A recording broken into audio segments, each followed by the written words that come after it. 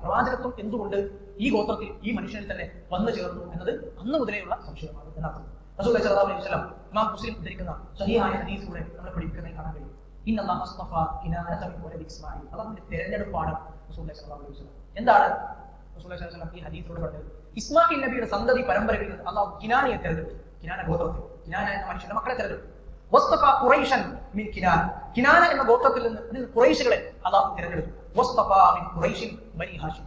ഖുറൈശികളിൽ നിന്ന് ബനു ഹാഷിമിനെ അല്ലാഹുവിന്റെ തിരഞ്ഞെടുപ്പാണ്. ഓരോ ചരിത്രത്തിലെ ഒരുപാട് യാദൃശ്ചികളിൽ നിന്ന് ഒരു യാദൃശ്ചികയായിരുന്നില്ല റസൂലുള്ളാഹി സ്വല്ലല്ലാഹു അലൈഹി വസല്ലമയുടെ പ്രവാചകത്വവും റസൂലുള്ളാഹി സ്വല്ലല്ലാഹു അലൈഹി വസല്ലമയുടെ നിയോഗവും എന്നാണ് നമ്മൾ പറഞ്ഞു വരുന്നത്. നേരെ മറിച്ച് അത് അല്ലാഹുവിന്റെ വ്യക്തമായ വളരെ കൃത്യമായ ചിട്ടയോടുകൂടിയ തിരഞ്ഞെടുപ്പാണ്. ഓരോ ഘട്ടത്തിലുള്ള തിരഞ്ഞെടുപ്പ്. അതുകൊണ്ടാണ് റസൂലുള്ളാഹി സ്വല്ലല്ലാഹു അലൈഹി വസല്ലം ഓരോരുത്തരെയും ഹദീസിൽ പ്രത്യേകം എടുത്ത് പരാമർശിക്കാനുള്ള കാരണം. കിനാനയെ തിരഞ്ഞെടുത്തു, കിനാനയിൽ നിന്ന് ഖുറൈശികളെ തിരഞ്ഞെടുത്തു, ഖുറൈശികളിൽ നിന്ന് ബനു ഹാഷിമിനെ തിരഞ്ഞെടുത്തു.